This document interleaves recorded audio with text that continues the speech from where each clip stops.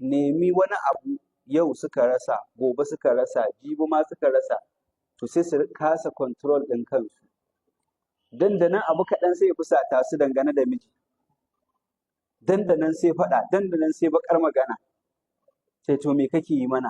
Amfanin me kake mana?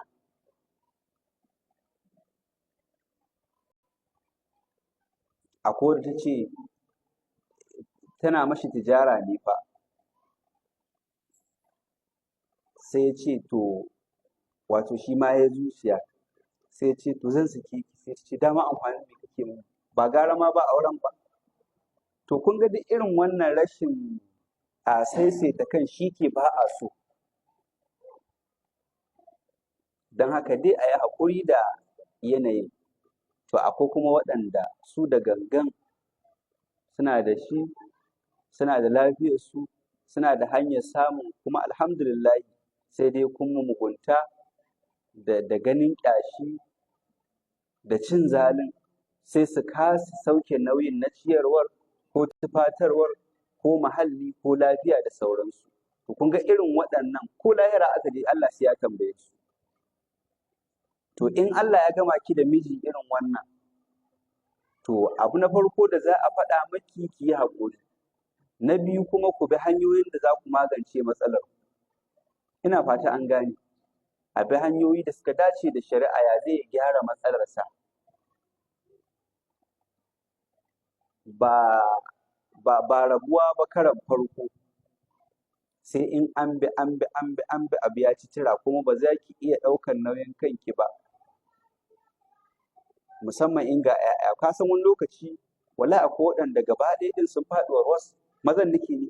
A yanzu kan ba abin da suke iya yi. Ga ɗaukar nauyin iyalan wasu ko 10% ba su iya yi.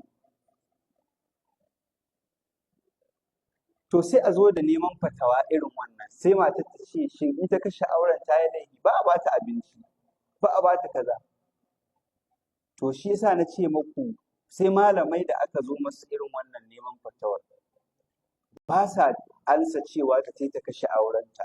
Kawai dai abin da za su tambaye ta, kina iya riƙe kankin a haka? Kuma ga 'ya'ya, shine ma babban abu. In ta ce tana iya riƙe kanta da 'ya'yanta iya gwargwado sai a ce ta haƙuri. Saboda shine maslaha ai.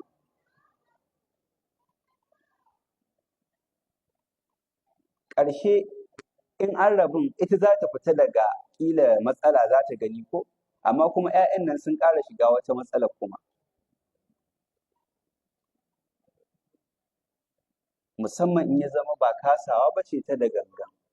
Shi yana da uzurin irin wancan da muka faɗa. Kawai dai abin da nake cewa ita mace mai hankali ita ce wadda ko da ta rasa wani abu daga mijinta, musamman ta fahimci ba da gangan ba, to ba za ta rena shi ba don wannan. Ina fata an fahimta.